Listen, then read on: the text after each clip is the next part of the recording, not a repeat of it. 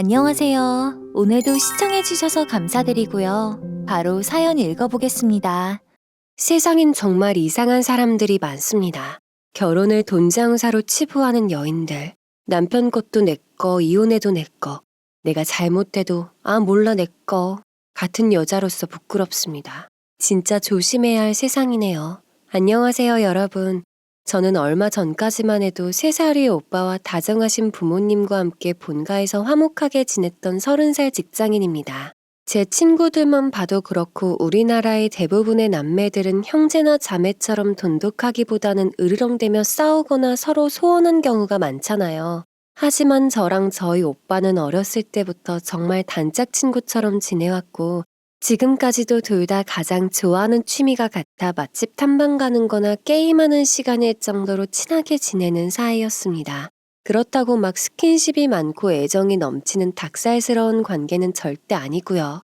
진짜 세상 모든 오빠들이 너희 오빠만 같았으면 좋겠어. 너희 오빠는 어떻게 그렇게 동생을 잘 챙긴다니? 친구들에게도 이런 이야기를 많이 들었을 정도로 저와 남다르게 친했던 저희 오빠.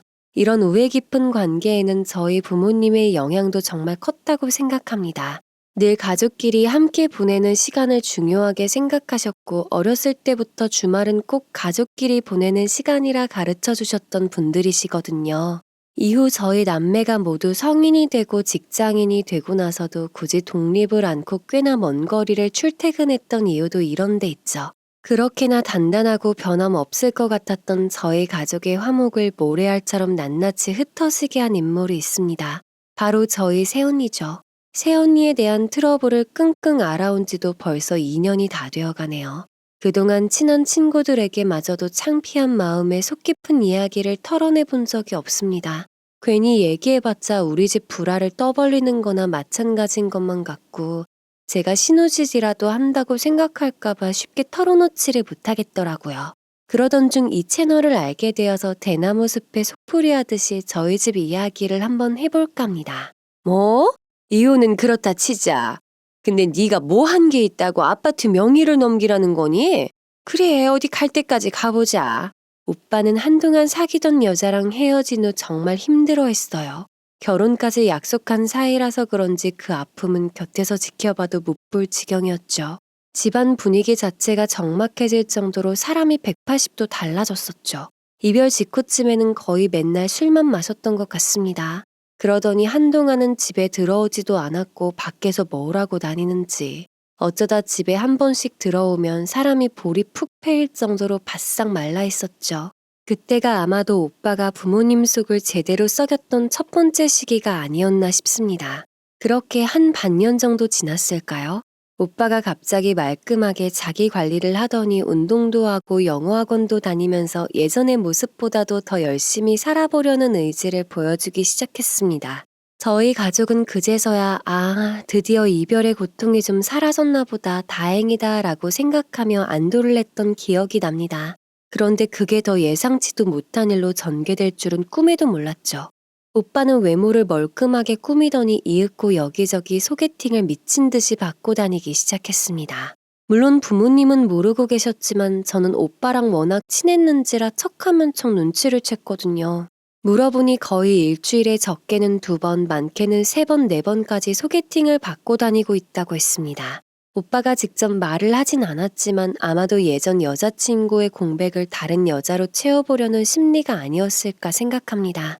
그러던 중 지금의 새언니를 만나서 연애를 하게 되었고 만난 지 1년도 채 되지 않았는데 저희 가족 앞에 새언니를 데리고 온 거죠. 이때부터가 악몽의 시발점이었습니다. 안녕하세요. 저 영욱 씨랑 결혼 전제로 만나고 있는 이영이라고 합니다. 초면에 결혼이라는 무거운 단어를 꺼내며 당당한 미소를 보이던 새언니. 그때까지만 해도 새언니에게 호감이나 비호감의 인상을 느낀 건 따로 없었습니다.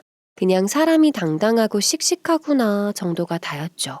거기다 처음 보는 여자가 저희 앞에서 오빠와의 결혼을 운운하고 있으니 저희는 판단보다는 그저 혼란에 가까운 감정을 느꼈던 것 같습니다.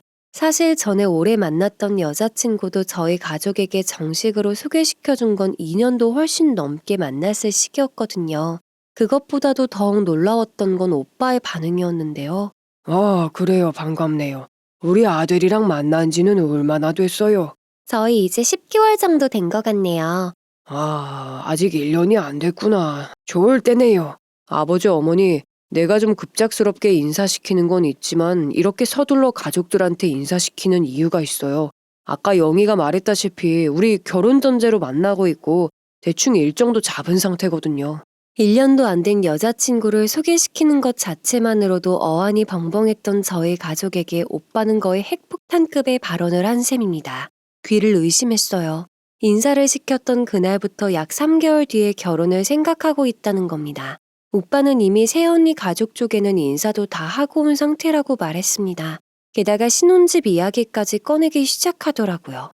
이미 어느 동네 어느 아파트에 갈지까지 이야기가 다 오고 간 상태라고 하는데 저희 가족은 거의 혼비백산이나 다름없었던 분위기였습니다. 오빠의 결혼이라는 주제도 놀라웠지만 거의 모든 이야기가 통보식이나 다름없었기 때문에 그게 더 당황스러웠던 것 같아요. 게다가 이 정신나간 커플은 이런 말도 하는 겁니다. 엄마, 그래서 그런데 우리 아파트 작은 거 하나 마련해줬으면 해서 제가 열심히 돈을 모았지만 많이 부족해서요. 네, 어머님. 저희 진짜 열심히 할게요. 염치 없지만 시작은 아파트에서 하고 싶어서요. 정말 깜짝 놀랐습니다. 둘이서 입을 맞춘 듯한 타이밍과 표정이었거든요. 새언니의 직업은 간호사라고 했어요. 마침 근무하는 병원이 저희 본가랑 그리 멀지 않은 곳이었죠. 그래서인지 저희 아파트에서 거의 걸어서 15분이면 갈 수 있는 아파트로 신혼집을 정했다고 하더라고요. 아빠 엄마가 아파트를 마련해주겠다 허락도 안 했는데 이미 지들끼리 다 정해놓은 것입니다. 본가에서 오빠의 직장은 차로 거의 1시간 정도인데 신혼집을 본가 근처로 잡았다고 하길래 좀 놀랐어요. 와이프 직장을 우선으로 배려해준 결정이었던 것 같아서 별 말은 하지 않았고요. 다만 오빠는 예전부터 먼 훗날 독립을 하게 된다면 무슨 일이 있어도 회사에 도보로 출근 가능한 동네에서 집을 구하고 싶다고 말해왔었던 게 기억이 나긴 했습니다. 조용히 이야기를 듣고 있던 엄마가 나지막이 말씀하셨었죠. 좀 그러네. 나만 이 상황이 못마땅한 건가? 니들끼리 다 결정하고 통보하는 거니? 니들이 말한 곳은 어림잡아도 4, 5억은 하는 아파트인데 둘이서 열심히 살려는 의지조차 없이 이런 식의 일방 통보를 어떻게 받아들여야 될까? 저희 집은 오래전부터 엄마의 발언이 센 편이었어요. 그래서 엄마의 이 한마디에 거실은 싸늘하게 식어갔습니다. 오빠도 당황하긴 마찬가지였고요. 이렇게 매몰차게 거절 의사를 표한 엄마의 모습은 저 또한 처음이었거든요. 그렇게 그날은 싸늘하게 마무리가 되었죠. 이때부터 오빠는 식음을 전폐하고 하루가 다르게 삐쩍 말라갔어요. 한 번만 믿어달라, 열심히 살겠다, 이 여자 아니면 나 죽는다 등등의 말을 하면서요. 결국 엄마 아빠도 그런 모습에 지쳐가고 있었죠. 아니 승낙이라고 해야 할까요? 오빠가 지쳐갈수록 엄마 아빠의 한숨 또한 늘어갔고 가끔 거실에선 뭐 어쩌겠어, 그냥 믿고 허락해줄 수밖에 라는 아빠의 말도 들려왔었죠. 그렇게 분위기가 요상하게 쓸려갈 무렵 새언니의 친정엄마가 오빠 퇴근길에 같이 저희 집에 오셨는데요. 너무나 충격적인 말을 하시는 겁니다.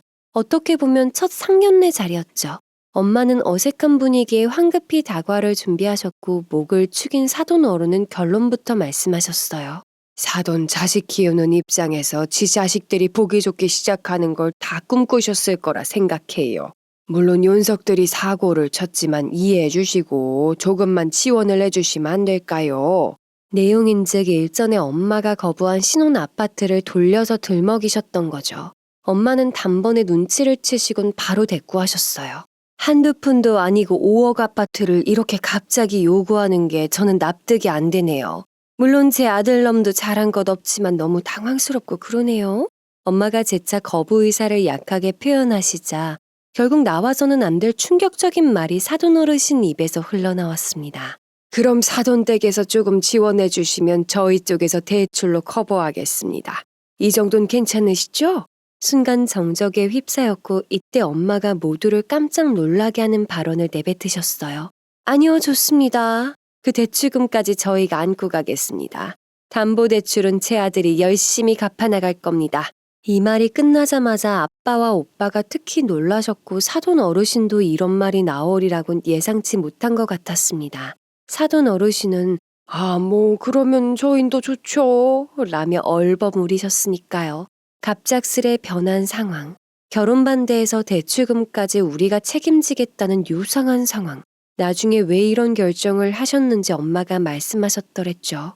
결국 사돈어른은 그렇게 애매모호한 기분으로 집을 나가셨고 엄마는 오빠의 등을 마구 때리셨어요. 그제야 기어들어가는 목소리로 죄송해요, 죄송해요 라는 말만 되풀이하는 오빠였죠. 결국 자식 이기는 부모 없다고 아빠는 한평생 모아왔던 사모과 대출을 통해 신혼 아파트를 마련해 주셨습니다. 다만 대출은 오빠가 갚기로 했고요. 이 과정이 3개월 정도 소비되었고 이후 예정대로 오빠는 일사천리로 결혼을 준비했고 머지않아 새 신랑이 되었습니다. 워낙 일정이 빠듯했어서 더욱 그렇게 보였는지는 모르겠는데 그 당시 오빠는 설레는 예비 신랑의 모습이 아니라 마치 꼭 숙제를 해치우는 사람처럼 보였습니다. 마감 기한이 얼마 남지 않은 과제를 꾸역꾸역 처리하는 모습과 비슷하다고 해야 할까요? 제가 오빠랑 워낙 친했기 때문에 그 미묘한 느낌이 더 잘 들었던 것 같습니다.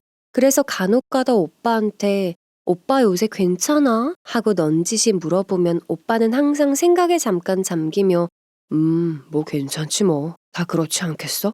정도의 애매한 답변을 남기곤 했죠. 그리고 오빠는 한숨을 푹 쉬며 조용히 중얼거렸었죠. 야, 그놈의 아파트 때문에 진짜 숨도 못 쉬겠어. 이런저런 걱정이 많았겠지만 장성한 아들이 본인의 인생을 선택한 일인데 가족들이 옆에서 왈가왈부할 수는 없는 노릇이잖아요. 저희 가족은 묵묵히 마음속으로 오빠의 결혼 생활을 믿고 응원했습니다.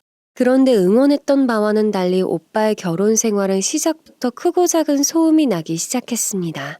일단 새언니와 오빠는 결혼 전에 저희에게 통보했던 이야기가 한 가지 더 있었는데요. 그건 바로 아이 없는 삶이었습니다. 두 사람 모두 일을 좋아하고 서로가 하고 싶은 일을 원없이 하면서 자유롭고 멋있게 살아가고 싶다고 하더라고요. 그 의견에 대해서 저희 가족은 전적으로 지지를 해줬습니다. 저희가 대신 낳아줄 것도 길러줄 것도 아니니까요. 저는 그렇다 치고 엄마 아빠는 기성세대다 보니 생각이 다를 수도 있었겠지만 저희 부모님은 흔쾌히 남다른 반응을 보여주시기도 했습니다. 우리 생각은 이래요. 요즘은 이런 걸 딩크족이라고도 부르더라고요. 저희 아이 계획 없이 결혼하는 거 찬성해 주실 거죠? 내가 키워줄 것도 낳아줄 것도 아닌데 허락이고 자시고 할 일이 아니지 그건. 그저 두 사람이 서로 믿어주고 사랑하면서 평생 잘 지내면 된다. 그렇게 말해줘서 고마워요 엄마. 이런 대화가 이미 결혼 전에 오고 간 상황이었습니다. 그런데 결혼식을 올린 지 약 3개월도 안 되었을 시기였는데요. 오빠와 새언니가 연락도 없이 늦은 밤에 저희 집에 찾아온 거예요. 둘 다 바짝 상기된 표정으로 집안에 들어서는데 저는 그때 그 표정을 보고 두 사람이 헤어지기라도 했나 싶어서 덩달아 가슴이 떨렸던 기억이 납니다. 그런데 자리에 앉자마자 한다는 얘기가 아이를 임신했다고 하는 거예요. 분명 아이 없이 살겠노라 말했던 두 사람인데 예기치 못하게 계획에도 없던 아이가 생긴 겁니다. 그런데 본론은 그게 아니었어요. 둘이서 한참을 고민하다 보니 이미 생긴 아이를 없던 일로 하기는 싫었다는 겁니다. 낳아서 잘 키워보기로 합의를 봤대요. 대신에 1년만이라도 저희 엄마 보고 아이를 봐줄 수는 없냐고 부탁하더라고요. 그 부탁이 바로 본론이었습니다. 저희 가족은 당황할 수밖에 없었어요. 저희 엄마 아빠는 두 분이서 같이 꽃집을 운영하시고 계시거든요. 가게가 그리 아담한 편은 아니라 두 분이서 영업을 하시면서도 손이 모자랄 때가 많아서 제가 간간히 일 마치고 도와드려야 할 정도죠. 저희 엄마가 전업주부가 아님에도 불구하고 7개월 후부터 아이를 맡아달라는 부탁을 하니 엄마는 당황하셨습니다. 애초에 손주를 봐주실 생각도 없으셨던 분이었기에 딩크에 대한 두 사람의 계획도 더욱 존중해 주셨으니까요. 너무 갑작스러운 부탁이라 바로 대답하기가 좀 애매하네. 내가 집에만 있는 것도 아니고 당장 가게 일부터 해결을 해야 하니. 네, 그런데 저도 사정상 병원 휴직을 하기가 어려운 상황이라서요. 길게는 절대 부탁드리지 않을게요. 제가 출산하고 나서 딱 1년만 부탁드려요, 어머니. 네? 새언니는 지푸라기라도 잡는 절박한 표정으로 저희 부모님께 부탁을 하고 있고 옆에서 오빠는 거의 퇴역죄인의 표정으로 고개만 푹 숙이고 있었습니다. 아무래도 계획에 없던 임신이었으니 본인의 잘못이 전적으로 컸다고 생각하는 것 같았습니다. 어찌 보면 오빠 잘못 맞죠 뭐. 그렇게 부모님은 이틀에서 3일 정도만 생각할 시간을 달라고 대답하셨고 고민 끝에 결국 그 부탁을 들어주실 수밖에 없었습니다. 다만 이때도 엄마는 냉철하셨습니다. 단 남들처럼 한 달에 100만 원 또는 200만 원씩 달라는 말은 안 할게.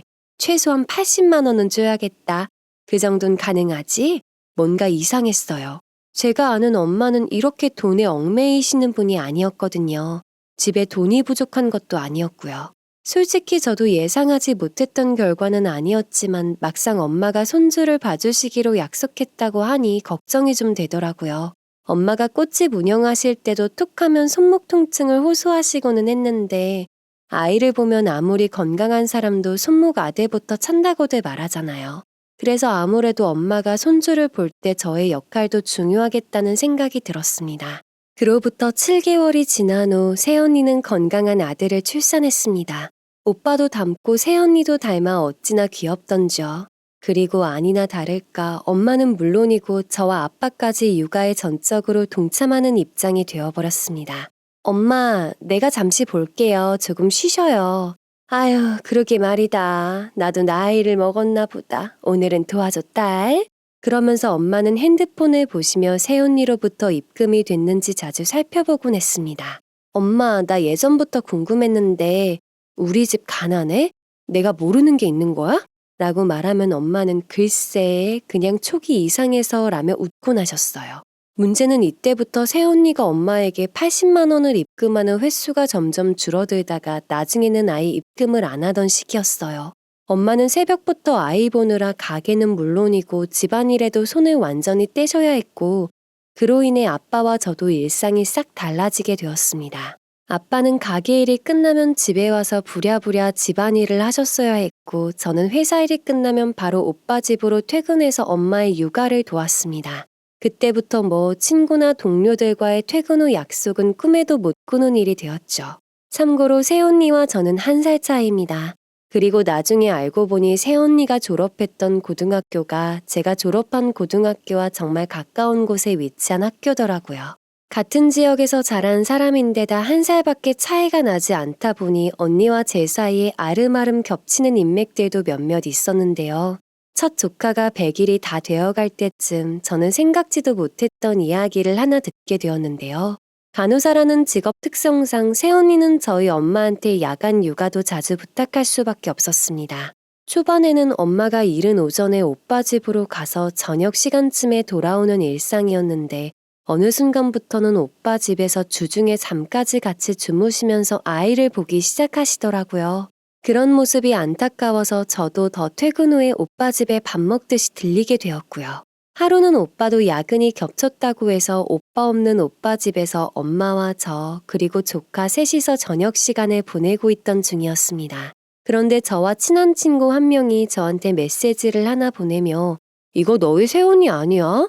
얼마 전에 출산하셨다더니 몸매가 완전 아가씨네. 살을 어떻게 저렇게 쭉 빼셨대? 라는 말을 하는 겁니다. 메시지 내용과 함께 사진도 한 장 왔는데 완전 화려하게 꾸며 입은 새언니가 시내 한복판에서 테이크아웃 커피를 사 먹고 있는 옆모습이 찍혀 있었습니다. 사진이 워낙 흐릿하고 착장이 워낙 화려하길래 저는 새언니가 아닌 줄 알았습니다. 그런데 가만히 보니 들고 있는 가방이 새언니 거가 맞더라고요. 황당했습니다. 그날 새언니는 엄마한테 전화로 병원에서 새벽 2시는 돼야 퇴근할 수 있을 예정이라고 말했었거든요. 그 문자를 봄과 동시에 저는 아무 말 없이 손주를 안아 달래고 있는 엄마를 보았습니다. 양손에는 아대가 칭칭 감겨있고 자신을 돌볼 시간도 없어서 목이 다 늘어난 티셔츠에 산발이 된 머리로 손주를 보고 있던 엄마. 그런데 사진 속에는 아가씨라고 해도 믿을 만큼 화려하고 예뻤던 새언니의 사진. 순간 머릿속에 많은 생각이 들기 시작했습니다. 차마 엄마한테 이 사실을 바로 말하기가 두려워졌습니다. 저는 한참을 고민하다 엄마가 아니라 새언니에게 이 사실을 이야기하기로 했습니다. 돌아오는 주말 낮에 오랜만에 엄마는 아빠를 도와 꽃집으로 가 계셨던 상태였고 가게 일이 워낙 바빠 오빠까지 일을 도우러 가 있었던 날인데요. 혼자 육아를 하고 있을 새언니에게 제가 커피를 2잔 사들고 찾아갔어요. 독박 육아 구원해주러 온 거예요? 거기에 커피까지? 고마워라. 역시 센스 짱. 그것도 있고 겸사겸사요. 혹시 언니 지난 수요일에 일찍 퇴근했었어요? 수요일? 수요일이라 가물가물한데요. 요새 뭐 맨날 병원집 왔다 갔다 하다 보니 뭐 일찍 퇴근한 기억이 없는데요? 아, 다른 게 아니고 언니 제 친구 유경이 아신다고 했잖아요. 유경이가 그날 저녁에 언니를 봤다고 하더라고요. 사거리 쪽의 커피숍 입구에서요. 세연이는 정말 작은 표정 변화 하나 없이 자기가 그 시간에 왜 밖에 있었겠냐며 시치미를 뚝 떼더군요.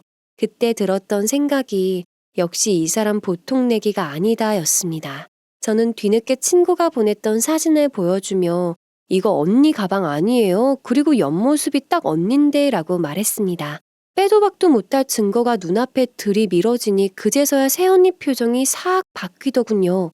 그리고 한 몇 초쯤 지났을까요? 갑자기 새언니가 박수를 막 치면서 아, 맞다 라며 이런 말을 하는 겁니다. 아, 그날이 그날이네요. 저녁 때 잠깐 시간이 나서 내가 병원 동료들 커피만 사러 잠깐 나갔던 그날이네. 아, 그래요? 근데 저기는 언니 일하는 병원이랑 엄청 먼 곳이잖아요. 그게, 저 커피숍 쿠폰 받은 게 있어서 그거 공짜로 바꿔오느라 일부러 간 거죠. 근데 아가씨, 지금 나 의심하는 거예요? 정말 안색 하나 변하지 않고 실시간으로 이야기를 꾸며내는 것 같았습니다. 그때 제 심리가 의심병이라면 의심병이라 볼 수도 있겠죠. 하지만 그 후로도 비슷한 일화는 두어 번 더 있었던 것 같습니다. 그럴 때마다 새언니는 병원에 있다가 잠깐 나갔는데 제 친구를 마주친 것뿐이라는 똑같은 대답만 반복했죠. 그러면서 확신을 했던 것 같아요. 이 사람 이제 점점 자기 사적인 외출 때문에 저희 엄마한테 아이를 자주 맡기기 시작했다는 걸요. 아니 돌이켜보면 엄마에게 아이를 맡기고 안 사돈 어른을 만나 모종의 계획을 꾸려왔었던 것이죠. 이 시기부터 제가 뭔가를 의심하자 새언니가 오빠랑 제가 친하게 지내는 걸 극도로 싫어했다는 점입니다. 오빠랑 제가 본가에 붙어 살다가 결혼과 동시에 떨어져 살게 되었으니 자주는 아니더라도 일주일에 한두 번씩은 꼭 통화로 수다를 떨곤 했습니다. 그런데 그런 부분들이 새언니는 유독 보기가 싫었나 봅니다. 뭐 새언니 몰래 어디 구석진 데 가서 은밀하게 대화를 하는 것도 아니고 새언니랑 집에 같이 있을 때 오빠가 저랑 전화를 하고 있으면 옆에서 들으라는 듯이 쿵쾅쿵쾅 하는 소리가 들립니다. 아니 무슨 통화를 이렇게 오래 해. 대충 하고 끊어. 그릇이건 뭐건 툭툭 내려놓으며 지금 통화하고 한가게 있을 때가 아니지 않아? 이런 멘트까지 던지는 걸 보면 저희 남매의 통화가 본인의 심기를 건드린다는 표현이겠죠. 그런 소리가 간접적으로 들려오면 저는 그냥 오빠한테 바쁠 텐데 끊어, 애 울겠다 하고 끊고 맙니다. 그런 일이 여러 번 반복되다 보니 제가 먼저 오빠한테 전화를 거는 일은 아예 없어지게 되었고 오빠가 가끔씩 전화가 온다고 해도 회사에서 전화 걸 때만 골라서 받게 되더라고요. 가끔씩은 다 같이 저녁 식사라도 할 때면 저와 오빠를 보면서 진짜 이런 남매는 살다 살다 처음 본다며 저희 사이를 자주 입에 올려요. 그런데 제가 이태껏 살면서 들었던 친구들의 칭찬과는 조금 묘하게 다른 그 느낌, 뭔가 비꼬는 듯한 느낌으로 매번 말을 합니다. 자기한테 친오빠가 있었으면 1년에 한 번 정도 정말 필요할 때가 아니면 전화할 일이 없을 것 같은데 니네 남매는 참 유별나다는 둥. 어릴 때는 잠도 같이 자고 샤워도 같이 한 거 아니냐는 둥 없는 소리까지 만들어내며 비꼬는 느낌이 듭니다. 처음 그런 소리를 들을 때는 그저 칭찬하는 방식이 저런가 보다 하고 허허 웃고 말았는데요. 그 말도 자꾸 듣다 보니 기분이 팍 상하더라고요. 이런 일이 자꾸 생기다 보니 오빠와의 관계도 점점 소원해지고 말았습니다. 더 큰 문제는 엄마의 상태였습니다. 새언니가 아기를 낳고부터 1년이 지나는 동안 엄마의 모습이 정말 많이 변했거든요. 저희 엄마는 원래부터 자기만의 시간을 정말 중요시하던 분이셨습니다. 아빠와 함께 가게 운영만 하실 때도 각자의 시간을 철저히 나눠서 누리셨어요. 아빠만 가게에 있을 때는 꼭 운동도 다녀오시고 친구들도 만나면서 주부가 아닌 혼자 보내는 시간을 중요하게 생각하셨던 분이세요. 그런 분이다 보니 자기 아들이 아이를 낳네 만에하는 문제에 대해서도 자신을 굳이 왈가왈부하지 않으셨던 거겠죠. 그랬던 사람이 1년 가까이 손주한테만 매여서 살다 보니 정말 1년 만에 사람 외관이 훅 가더라고요. 한 번은 엄마랑 주말에 동네 마트를 다녀오는데 어떤 꼬마아이가 뛰어놀다가 엄마 옆구리에 쿡 부딪혔던 적이 있습니다. 엄마는 허허 웃으며 꼬마야 괜찮니? 어서 엄마한테 가보렴 하고 이야기를 해줬는데 뒤늦게 달려온 아이 엄마가 저희 엄마를 보면서 아이 보고 얼른 할머니한테 죄송합니다 해야지 라고 말했고 아이 역시 저희 엄마를 보면서 할머니 죄송합니다. 하고 말하고 가더라고요. 그 모자는 별 생각이 없었겠지만 저희 엄마 입장에서는 그 상황이 좀 충격적이었을 겁니다. 왜냐면 살면서 처음으로 할머니라는 호칭을 들었던 순간이거든요. 그런데 그 상황에 엎친 데 덮친 격으로 예상치도 못했던 일이 또 하나 벌어지고야 말았습니다. 그 와중에 새언니가 연년생 둘째를 임신한 겁니다. 그 이야기를 저희 가족 앞에서 쭈뼛쭈뼛 털어놓는데 말하는 폰새만 봐도 알겠더라고요. 자기가 둘째 가진 이야기를 왜 저렇게 조심스럽게 털어놓겠어요. 둘째 역시 저희 엄마 보고 봐달라는 이야기니까 저러는 거겠죠. 일단 다 떠나서 이해가 되질 않았어요. 첫째야 그렇다 치고 둘째까지 연이어 실수로 생겼다는 게 납득이 잘 안 되더라고요. 그날은 제가 먼저 오빠한테 소리치며 화를 냈던 기억이 납니다. 아니 애기 안 가지겠다더니 연년생이 말이나 돼? 오빠 진짜 조심을 하는 거야 마는 거야. 알아 다 내 잘못이지. 엄마 아빠 나 미워해요. 다 내 탓이야. 이 사람은 아무 잘못도 없어. 뭐라는 거야. 누가 새언니 보고 잘못했대. 그때는 몰랐습니다. 오빠가 왜 저런 식으로 반응하는지에 대해서요. 새언니는 옆에서 그저 조용히 과일만 주워 먹으며 저희 눈치를 살피고 있었는데요. 두 사람 사이에도 오만 이야기가 다 오고 갔는지 둘 다 표정이 좋진 않았습니다. 하지만 그 상황에 있던 사람들 중 가장 표정이 안 좋았던 사람은 당연하게도 저희 엄마였죠. 둘째까지 봐달라는 이야기를 듣자마자 엄마 표정이 확 어두워지시더니 한참 동안 말씀이 없으셨습니다. 그러다 한참이 지나고 나서야 어렵사리 입을 떼셨습니다. 약속했던 거랑 이야기가 다르지 않니? 애초에 1년만 봐주기로 약속을 했었고 너 그리고 80만 원 처음에 2달만 입금하고 여태 안 보냈잖니? 그건 또 어떻게 할 건데? 네, 알아요, 어머니. 근데 사람 일이 계획대로 흘러가지가 않더라고요. 그리고 엄마 경제 사정이 많이 안 좋아서 친정으로 돈을 입금하다 보니 그렇게 됐어요. 저희 엄마의 말씀이 다 끝나기도 전에 이 모든 일이 변수되었으니 또 한 번 부탁드린다는 뉘앙스로 말하더군요. 엄마가 손주를 사랑하지 않는 건 아니지만 1년이라는 시간 동안 엄마가 얼마나 폭삭 늙었는지 저는 옆에서 다 지켜봤기 때문에 저렇게 또 부탁을 하는 새언니가 곱게 보이질 않았습니다. 심지어 저는 새언니가 평일에 외출하는 정황을 몇 번이나 발견한 사람이기도 하니까요. 그런데 평소에는 늘 과묵하게 저희 이야기를 듣고만 계시던 편인 아빠가 한숨을 푹 쉬더니 이런 말씀을 하셨습니다. 이건 누가 뭐라 해도 내가 반대야. 너희도 봤겠지만 엄마 상태가 말이 아니다.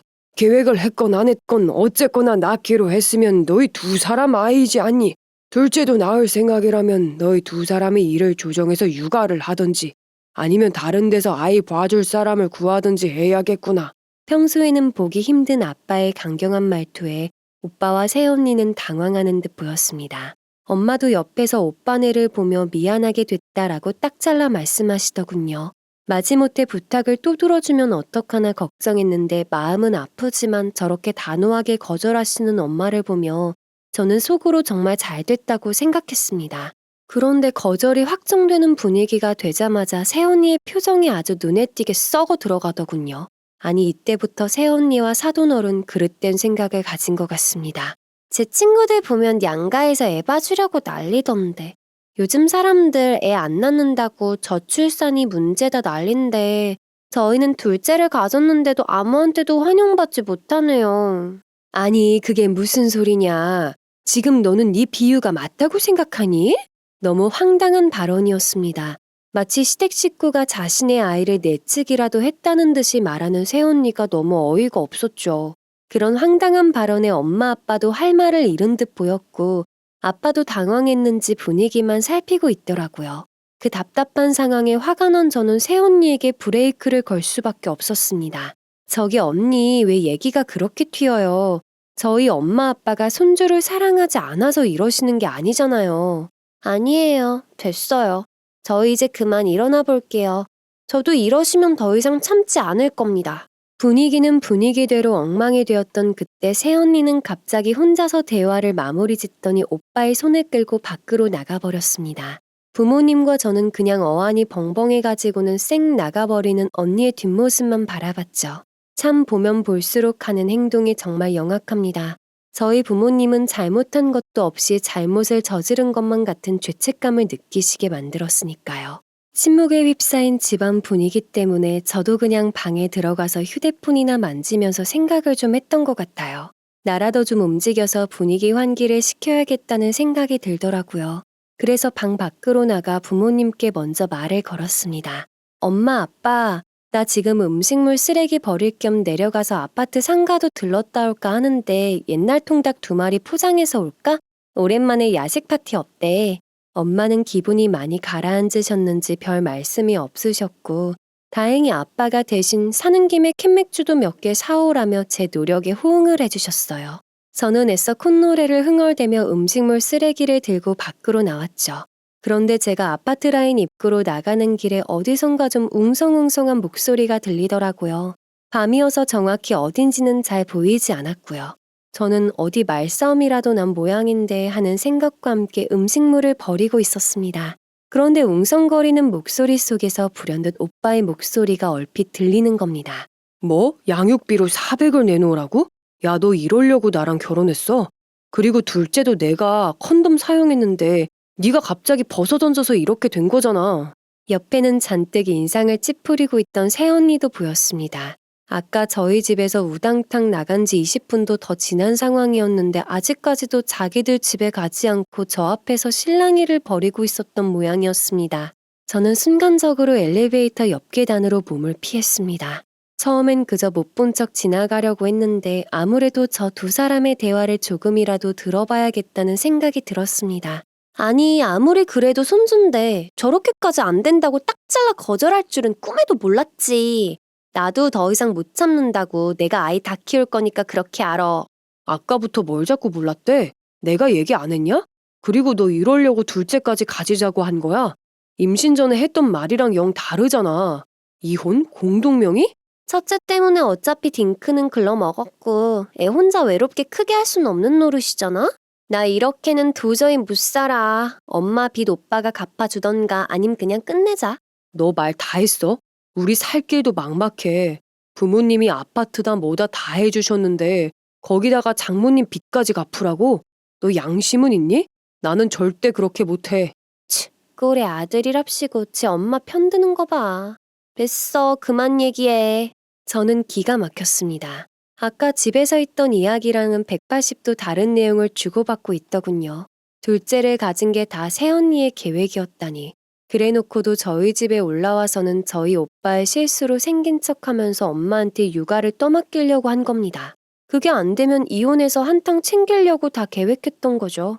거기다 사돈 어르신의 빚은 또 뭐고요. 이 여자 도대체 속이 얼마나 시꺼먼 사람인지 알 수가 없더군요. 저는 오빠와 새언니가 사라질 때까지 엘리베이터 옆에서 듣고 있다가 충격을 먹은 얼굴로 뒤늦게 집에 올라갔어요.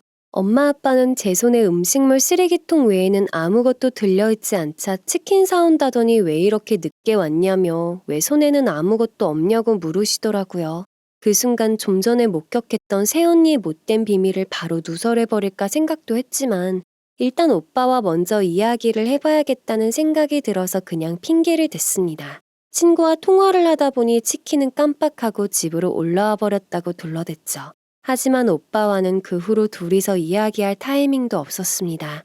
그날 이후로 오빠와 제 사이가 좀 더 서먹해진 것도 있었거든요. 한때는 정말 단짝 친구보다도 더 단짝처럼 지냈던 남매 사이였는데 새언니가 나타나고 난 후로는 뭐 일반 다른 집 남매들보다도 더 못한 사이가 된 것 같았습니다.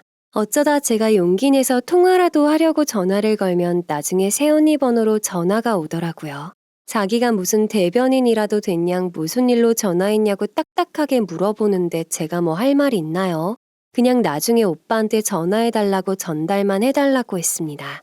그런데 나중에도 전화가 오지 않는 걸 보면 아마도 제가 전화한 기록을 자기가 몰래 삭제해버리는 것 같았습니다. 그래서 오빠 직장으로 찾아가 직접 만났어요. 대충 이야기를 건네자 오빠는 처음엔 어떻게 알았냐고 당황하더니 이내 말했습니다. 당분간은 엄마 아빠에겐 비밀로 해줘. 내가 어떻게든 마음 돌려볼게. 면목이 없어서 그래. 미안해, 못난 모습 보여서. 새언니는 그날 이후로 시댁의 발길을 일절 끄는 거나 마찬가지일 정도로 교류를 안 했어요. 자기 섭섭하다 화났다 이거죠. 그러던 어느 날 저한테 갑자기 대뜸 전화가 한 통 온 적 있는데요. 어찌 기분이 쎄했습니다.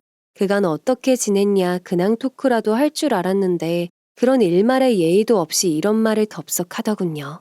그때가 아마도 새언니 출산일을 보름 정도 앞둔 날이었을 겁니다. 그리고 가면을 쓴 채 말하기 시작하더군요. 잘 지냈어요? 본론만 말할게요. 아가씨도 알다시피 내가 요즘 시부모님 뵙기가 좀 어색하잖아요. 제가 급히 돈이 필요해서 그런데 오빠 몰래 돈 좀 빌려줄 수 있어요? 돈이 없으면 시어머니한테 급히 돈 쓸 때가 있다고 하면 빌려주실 것 같은데. 그걸 말이라고 하세요? 거짓말을 해서 돈을 빌려주라뇨. 우리 집을 뭘로 알고 그렇게 뻔뻔한 수작질을 하는 거예요? 이러시면 안 되죠. 이봐, 가족이 이리 협조적이지 않으니 어떻게 결혼 생활을 유지하겠어? 말만 가족이지. 하여튼 니들 전부 맘에 안 들어. 정말 어이가 없었습니다. 그 통화가 약 2개월 만에 온 연락이었는데 감히 저한테 저런 식으로 저딴 부탁을 할 줄은 꿈에도 몰랐습니다. 하지만 그땐 몰랐던 사실이 또 하나 있었는데요. 새언니의 개념 없는 행동은 그때가 시작에 불과했다는 점이었습니다. 저와의 대화도 다 녹음해 놓은 점이 그랬던 거죠. 얼마 후 새언니가 출산을 했고 그 소식을 오빠를 통해 들어서 저희 가족은 병원에 찾아가려고 했습니다. 그런데 오빠가 대신 현시국 때문에 어차피 제대로 면회도 못한다. 그러니 나중에 인사드리러 가겠다고 말하더라고요. 그래서 알겠다고 했고 새언니가 출산 후 들어갔다는 조리원으로 선물을 하나 보냈습니다. 그런데 그 선물이 며칠 뒤에 저희 집 앞으로 반송이 된 겁니다. 처음엔 이게 무슨 일인가 싶어 혹시라도 주소를 잘못 적었나 생각했습니다. 그런데 새언니가 아주 친절하게 저한테 문자를 보내주더라고요. 아가씨, 조리원에 왔던 선물 시부모님이 보내주신 건가요? 무튼 제가 엊그저께 반송했으니 오늘쯤 도착할 거예요. 이런 거 필요 없다고 전해주세요.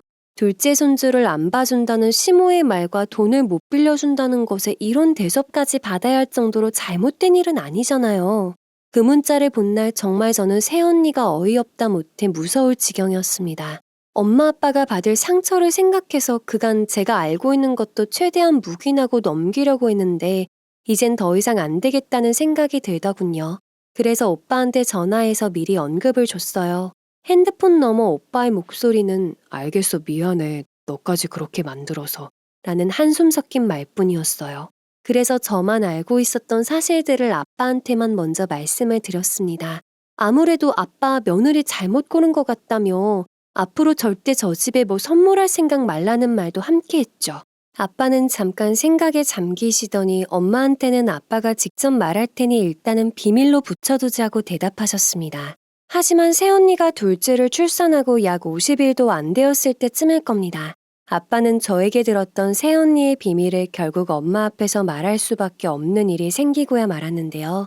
그맘때쯤 연락도 똑바로 안 하던 새언니가 연년생 자매 아기를 들쳐업고 다짜고짜 시댁에 들이닥친 겁니다. 그날은 평일 저녁이었습니다. 갑자기 누군가 현관문을 쾅쾅 두드리길래 이 시간에 누구길래 초인종 누를 줄도 모르는 건가 싶어 제가 나가보았습니다. 얼굴이 시뻘개진 새언니가 문 앞에 서 있더라고요. 아이 둘과 새언니 혼자뿐이었습니다. 저는 그 언니 표정만 봐도 알겠더라고요. 뭔가 제대로 일을 치러 왔다는 걸요. 정상인의 표정이 아니었기 때문입니다. 저는 새언니와 눈이 마주치자마자 오빠에게 전화를 걸었습니다. 지금 당장 집으로 오라고요.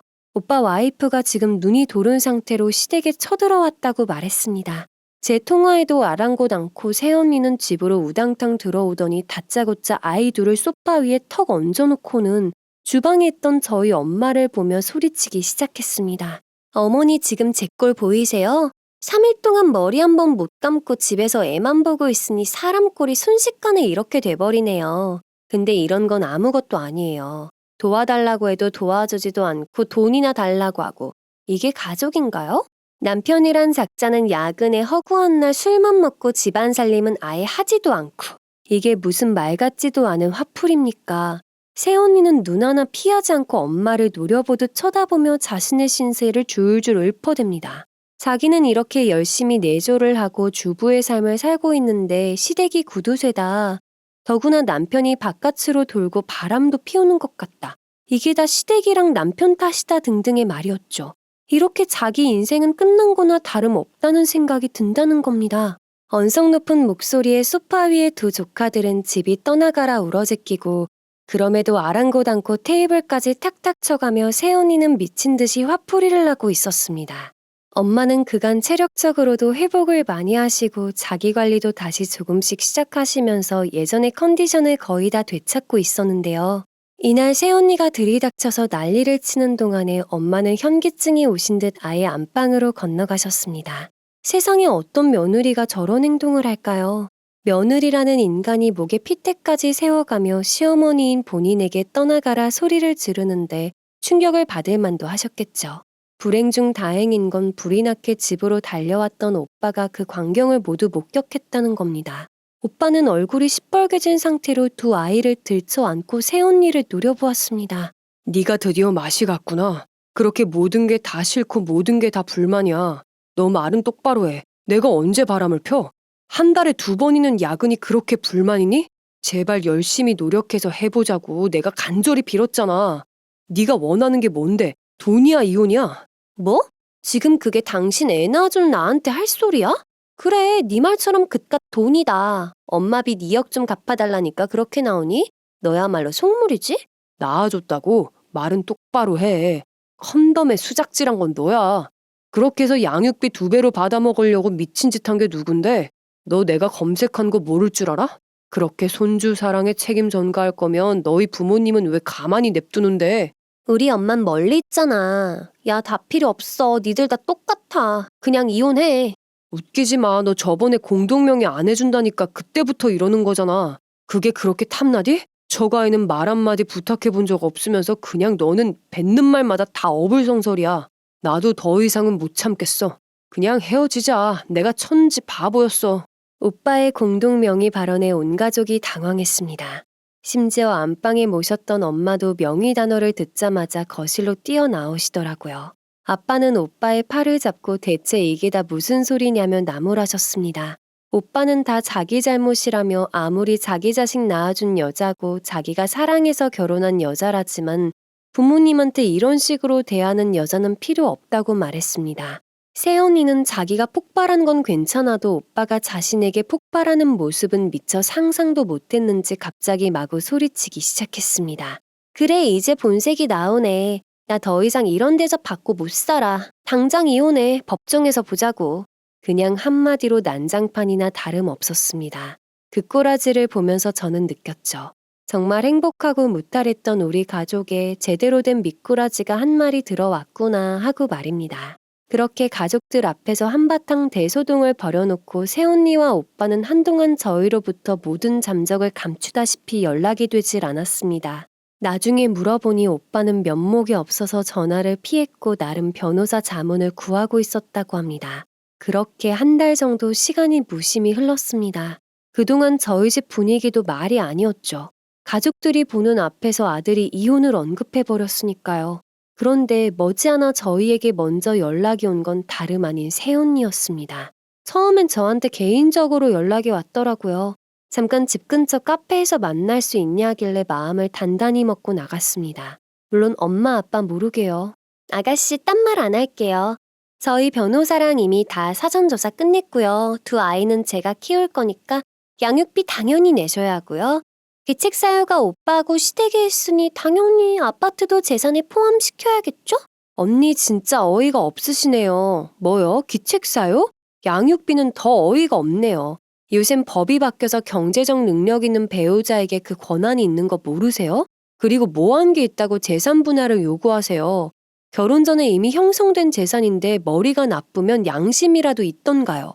왜요? 그 돈 갖고 사돈어른 빚 갚으려고요? 그래, 너도 피가 섞였다 이거지? 그래, 갈 때까지 가보자고. 나 분명 경고했다. 뭐 아무튼 얘기 들어보니까 그동안 오빠를 쭉 말도 안 되는 주장으로 괴롭혀왔나 본데 참나 나도 여자지만 너 정말 역겨운 거 아니? 열심히 일해서 돈 벌 생각을 해야지. 결국 결혼으로 아기로 돈 장사하려고 이렇게 징징 짠 거였니? 저는 단호하게 자리에서 일어났습니다. 그런데 새언니가 미친 듯이 저를 따라오면서 제 머리채를 잡는 겁니다. 저는 그 자리에서 불사다구를 날렸죠. 더러운 손으로 제 몸에 손대지 말라고요. 사람이 돈에 미치면 정신이 나간다더니 이 두 모녀가 그랬습니다. 다음날 새언니는 정신을 못 차렸는지 자기 엄마를 데리고 저희 집을 찾아와선 마지막 회후 통첩을 가했습니다. 당신들 이러고도 무사할 줄 알아요? 내 가만 안 둬. 어디 감히 금쪽 같은 내 딸 인생을 망쳐놓고 배째라 모드야? 다 필요 없고 당장 아이들 양육비 400만 원의 아파트 재산 분할해요. 동네방네 소문나서 망신당하기 전에요. 이들이 사람인가 싶었습니다. 불과 2년이 걸리지 않았어요. 적어도 사람이 양심이 있다면 이런 말을 할 수는 없을 겁니다. 아빠는 인상을 꾸기고 계셨고 조용히 듣고 있던 엄마가 싸늘히 말했습니다. 부끄러운 줄 아세요? 결혼이 돈 장사예요? 당신 같은 여자들이 있으니까 열심히 사는 여자들까지 욕먹는 겁니다. 단 1원도 못 주니까 그리 하세요. 그러자 사돈어른의 입에선 변호사의 판사의 내가 아는 사람이 많다. 어디 법대로 해보자는 기가 막히는 막말이 쏟아져 나왔습니다. 누가 봐도 작정한 듯한 말이었죠. 얼마 전만 해도 도끼 눈을 부릅뜨고 퍼부었던 시어머니 앞에서 새언니는 철면피를 깔고 또 자기 남편이 모두 잘못돼서 일이 이 지경이 된 거라고 발악을 했고요. 하지만 이 모든 걸 예상했던 엄마는 누구보다도 차가운 표정으로 며느리에게 이렇게 대답했습니다. 너 열심히 산다고 했지? 내 아들이 처음에 너 없으면 죽는다고 했을 때 그래, 나 그 선택 존중했다. 근데 너 그거 아니? 우리 집에 처음 온 날 네가 뻔히 보던 내 목걸이, 그리고 너도 모르게 중얼거린 돈이 맞나 보네.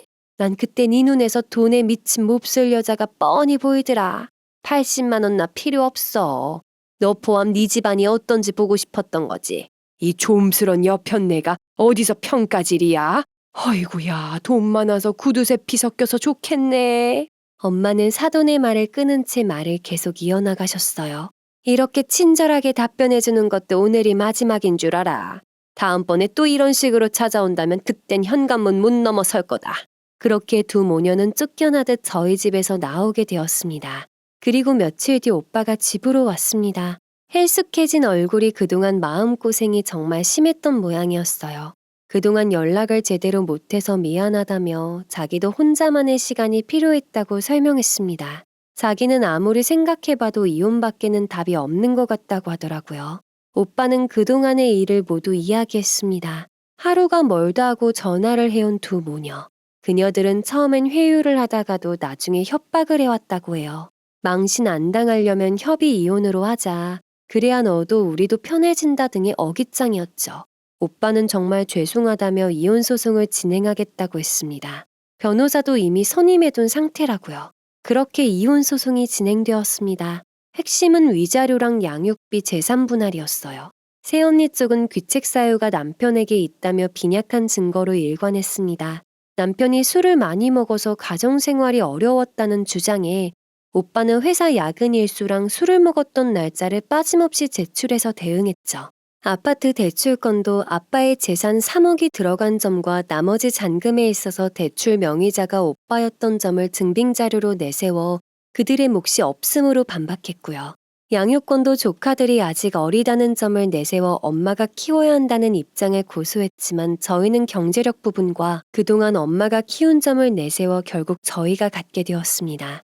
새언니가 더욱 비열했던 점은 저희 가족과의 통화 녹음을 자신들이 유리하게 편집해서 증거로 제출했는데요. 저희는 편집 없이 모든 내용을 원본으로 제출해서 들려주었죠. 재판 결과 위자료든 양육비든 재산 분할이든 저희 쪽이 승소할 수 있었습니다. 다만 얼마간의 가정을 유지한 점에 있어서 위자료 2천만 원 배상 판결은 어쩔 수 없는 부분이었습니다. 그리고 새언니가 원할 시에는 두 조카의 면회나 만남은 필수적으로 허용해야 했고요.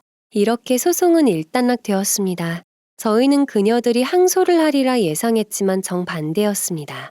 완전히 다른 모습을 보여줄 테니 제발 올해만이라도 자신을 지켜본 다음에 결정하면 안 되겠느냐며 빌고 또 빌었다고 합니다.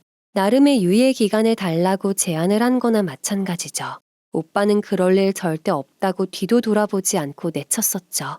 나 자신한테도 실망인 게 너 같은 여자를 사랑했다는 점이야. 그리고 우리 부모님한테 못된 짓을 한 것은 더 용납할 수 없고 이 아이들은 내가 정말 사랑으로 키울 거야. 남자로서 아들로서 남편으로서 나는 빵점이지만 앞으로 조금씩 채워 나갈 거야. 다시는 나한테 합치자는 말 하지 마라. 안사돈 또한 이전과는 다르게 수그리고 엄마 아빠에게 접근했지만 문도 안 열어주셨답니다. 내 아들도 못났지만 그러는 거 아닙니다. 세상사 아무리 돈에 얽혀 있다지만 어떻게 그런 생각을 하실 수 있나요? 손주 손녀 보기 부끄럽지 않으세요? 이렇게 현관문을 닫으신 채 소리치셨던 거죠. 그 후로 많은 것이 변했어요.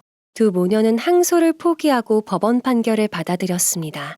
아무래도 돈만 낭비할 뿐 승소하리란 희망은 거진 없었으니까요. 새언니는 가끔 조카들을 만나고 엄마 노릇을 하지만 오빠는 그 자리조차 잊지 않았어요. 저나 엄마가 아이들을 안고 만났으니까요. 이전고는 다르게 저희에게 싹싹하게 대하는 새언니지만 엄마 또한 눈길조차 주지 않으셔요.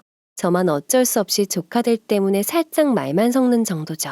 이 상태가 얼마나 지속될 수 있을지 아니면 의외로 평생 가게 될지는 알 수 없지만 현재 오빠는 예전과는 다른 차분한 상태입니다. 어느 날 술에 취해 늦게 들어온 날 엄마 아빠에게 정말 죄송하다고 면목 없다고 펑펑 울면서 말했을 정도니까요. 그 이후 오직 집 회사 조카들만 바라보고 생활하고 있죠. 때로는 과할 정도로 일에 집중해서 건강 걱정까지 할 정도랍니다. 그런 모습을 보며 엄마나 아빠나 저나 한숨을 짓곤 하죠. 저희 가족은 오빠가 무슨 선택을 하든 언제나 믿고 응원해줄 생각이고요. 저는 솔직히 다 필요 없고 새언니가 저희 가족을 은행 자판기로 생각했던 시절이 완전히 끝난 것 같아서 속이 후련할 뿐이랍니다. 돌이켜보면 새언니가 왜 이런 추잡한 선택을 했는지 누구에게 이런 그릇된 법지식을 듣고 잘못된 선택을 한지 알 수 없지만 마음 한켠이 씁쓸해집니다. 지금까지 긴 사연 들어주셔서 감사합니다. 여러분의 가정에는 평안만이 깃들길 바라면서 이만 마치겠습니다. 더 많은 이야기, 기막힌 사연을 듣길 원하신다면 구독과 좋아요, 알림 설정 부탁드립니다.